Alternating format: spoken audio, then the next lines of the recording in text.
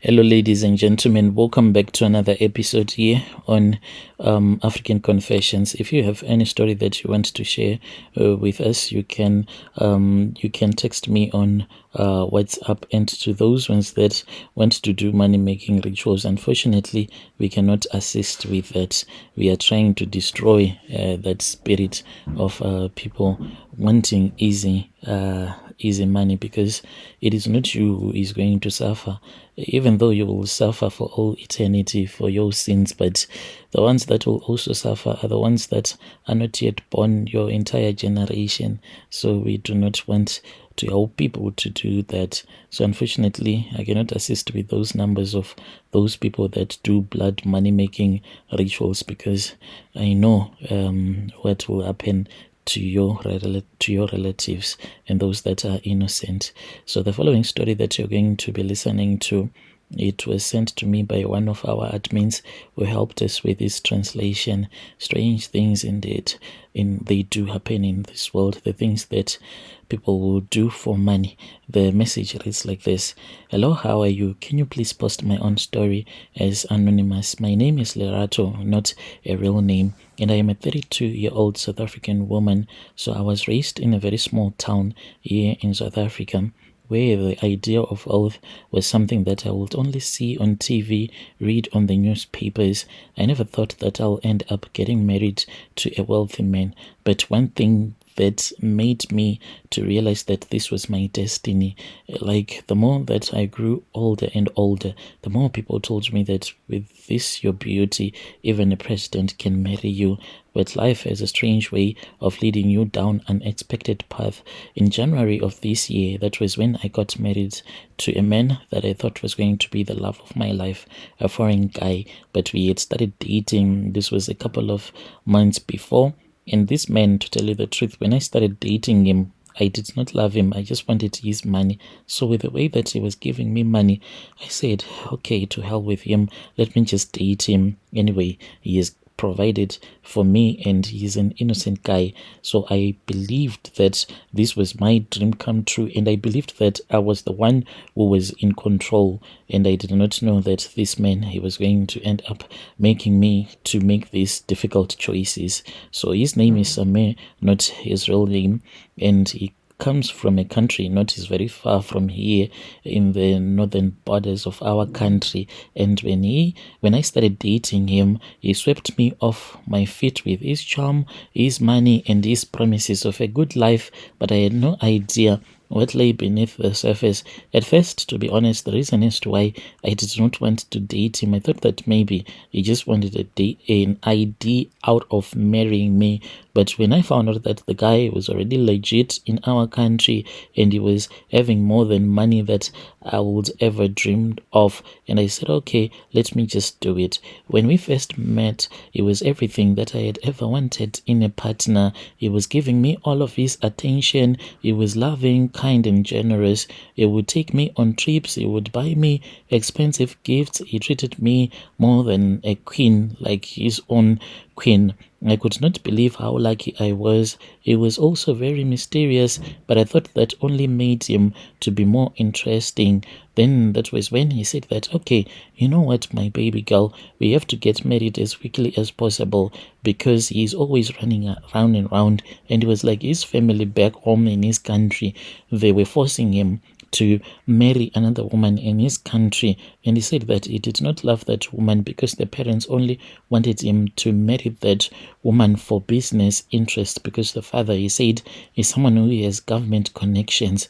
So when we got married, it was a small but a very beautiful ceremony. Like, he's someone who is ultra private. Everything is done in private.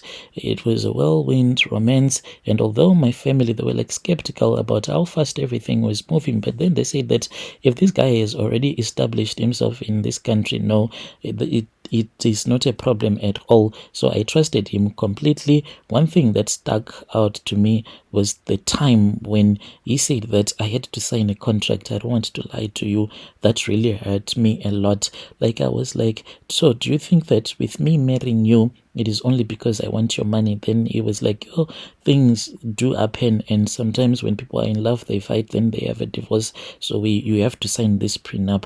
So I had to sign this mini contract before the wedding. He insisted on it. The lawyer explained everything to me, saying that it was just formality since he was wealthy, and I didn't think much of it. I signed that thing, but I was hurt. I even had to shed a tear when I was in the lawyer's office. Things started to change after the wedding. At first, it was slow, little things that made me to feel uneasy, but didn't seem worth worrying about. One thing that I had noticed from the moment that he had made love to me, each and every time when you will be about to produce, to ejaculate, then he would quickly pull out of me, and he would always ejaculate either on my stomach or maybe right next to me or maybe on a towel. So when we were still dating, I was like, maybe he only wants to impregnate me after he would have married me. But after I was his wife, it made me to be so angry. I was like, dude, the thing that you're doing, is it even possible? Do you know that even God in the Bible had to kill someone for doing what you are doing, but he will not give me the reason as to why he would always pull out of me? Little did I know that he is not supposed to have a child. And then he had this black cat that he just brought from Zim. I was like, this cat, when you brought it from your country, did you just bring it? Does it have any papers? What happened with it? So he just brought this cat from his country. It is a black cat.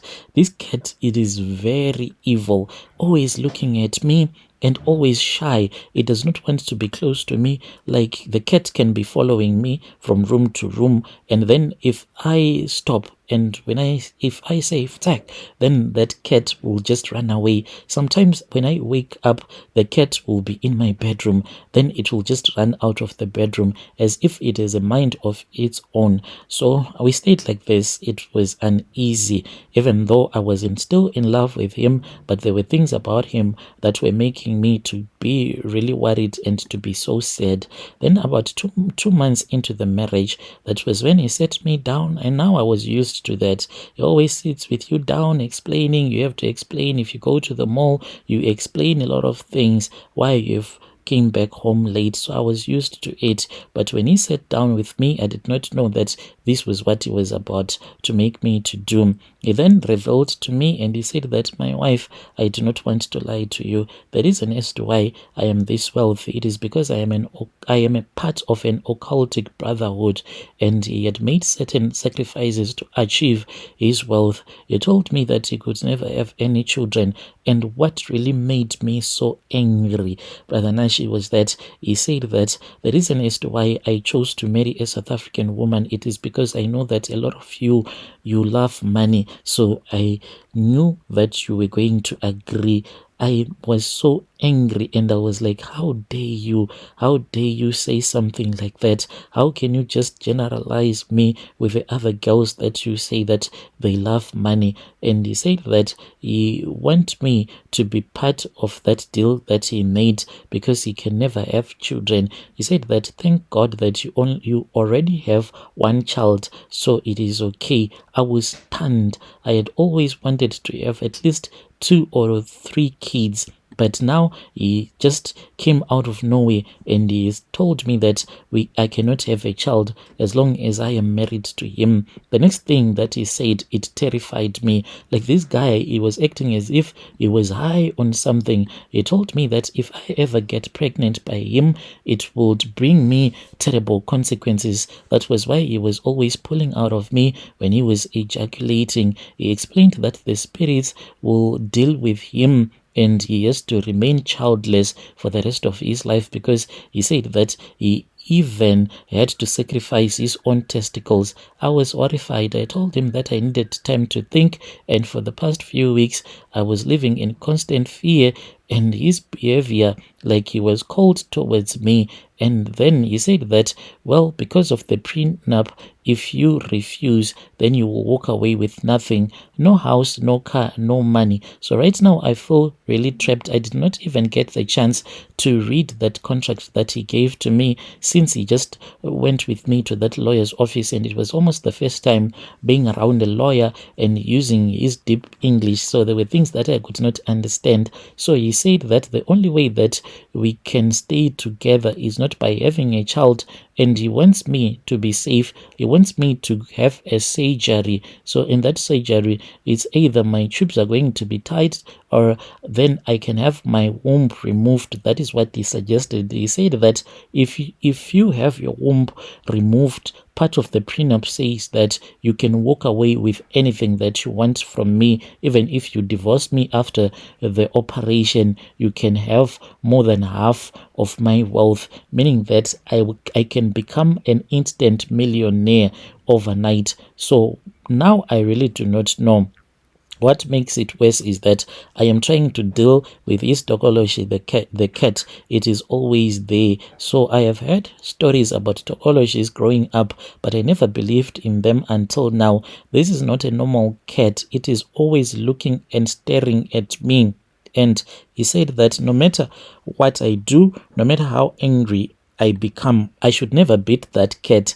And I told him about other options, and I said maybe we can use birth control or even adopt. I have one of my cousin who has a lot of kids, but he won't listen. He set on this idea that in order for me to be his wife forever, I have to go under that operation. So right now I am feeling abused emotionally, and I don't know what to do. I used to enjoy my husband's money, but now I can't enjoy anymore. Next month my birthday is coming. He said that he wants to throw a very big birthday party for me and a very big present. I know that it is going to be a car, because I saw on his laptop, I saw that he was looking for a car on Auto Trader, and I just pretended as if I did not snoop on his laptop. But the truth of the matter is that I don't need all of that. I just need his love, nothing more.